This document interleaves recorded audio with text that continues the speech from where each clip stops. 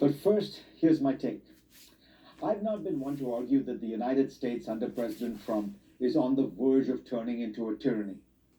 But it is clear that left to his own devices, Trump would act with little regard to law, precedent, or the Constitution. As president, he's shown a willingness to shut down investigations into his conduct, offer pardons to those whose lawbreaking he approves of, punish media organizations and social media platforms that, in his mind, are biased against him. Even many of his supporters will privately say, "We need not worry about Trump because his excesses are always checked."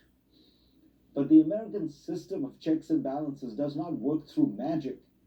It needs its other leaders, judges, bureaucrats, generals, above all politicians, to speak out and act when they see blatant abuses of power. Some have done so, most recently senior military leaders, but one gaping hole remains.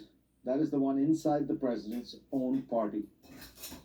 On Monday evening in Lafayette Square, in the shadow of the White House, police in riot gear descended upon a peaceful protest, which is explicitly protected in the Constitution, and disbanded the demonstration using force and weaponry, including pepper balls, smoke canisters, and rubber bullets.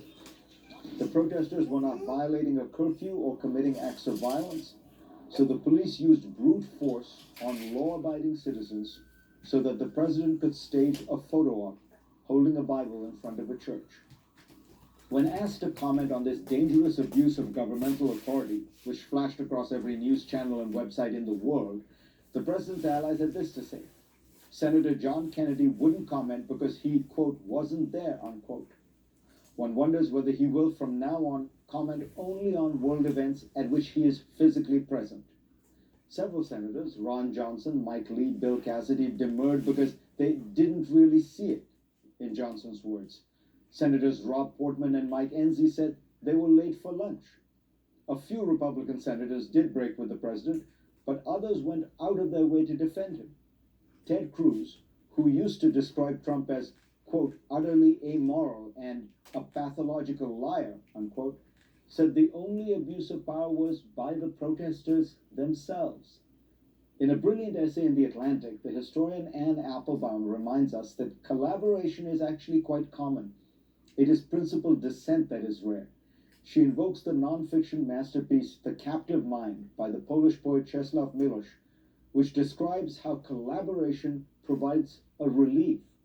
It means no more struggle with your ideals, no more internal turmoil. Once the collaborator has come to terms with his decision, Miłosz wrote, he eats with relish, his movements take on vigor, his color returns, he sits down and writes a positive article, marveling at the ease with which he writes it. Miłosz could well have been describing Lindsey Graham, who in 2015 said this about Trump. He's a race-baiting, xenophobic, religious bigot. Then in 2018, he announced on The View with a hearty chuckle that he no longer believed any of that.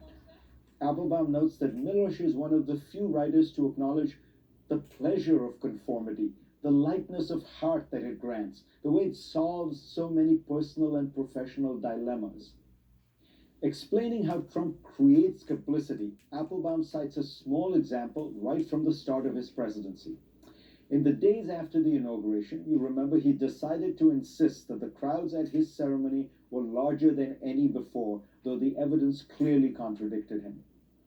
Responding to Trump's speech, his press secretary then lied publicly, and the Park Service altered photographs of the events. Applebaum compares this action to the kinds of propaganda posters that the Soviet Union routinely put out, often about trivial matters which they knew their citizens would not believe. The point of the posters, she writes, was not to convince people of a falsehood. The point was to demonstrate the party's power to proclaim and promulgate a falsehood. Sometimes the point isn't to make people believe a lie, it is to make people fear the liar. We can see how this process has worked in the Trump presidency. It started with the small matter of the inauguration photographs, but kept on going. He then made bogus claims that he actually won the popular vote because millions of people voted illegally, that China pays for his tariffs, that Alabama was at risk from Hurricane Dorian, that windmills cause cancer, and that he did not pressure the Ukrainian president to investigate Joe Biden. As president, Trump has lied or misled almost 20,000 times by the Washington Post's count, and Republicans have repeated those lies, at first hesitantly, but increasingly with a lightness of heart, marveling at the ease with which they can justify their acquiescence. If the United States does descend further down a dark path, much blame will lie with these Republican leaders, Donald Trump's cheerful collaborators. Go to CNN.